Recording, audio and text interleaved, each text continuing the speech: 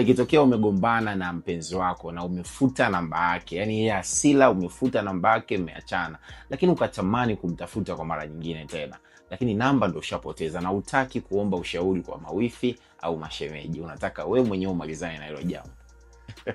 Kama unatumia iPhone, fanya hivi kuirejesha namba hiyo pasina kuomba msaada kwa mtu yoyote. Okay, utafungua pia Safari and then utakuja sehemu ya kusearch, utaandika iCloud login.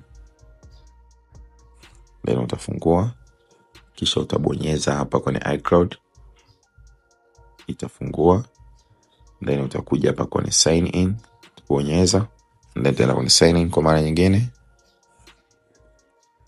And then account yako kisha funguka, moja kwa moja utashuka chini kabisa, utakuja sehemu imeandikwa data recovery, hapa utabonyeza pap, and then utashuka chini, utakutana na restore contact.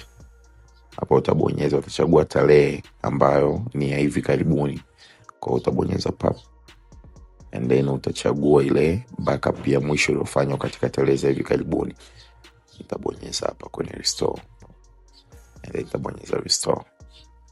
Kwa kufanya hivi tu nitakuwa nimerejesha contact zote ambazo nilizifuta kabla ya hiyo tarehe. Vipi? Nimeokoa penzi lako?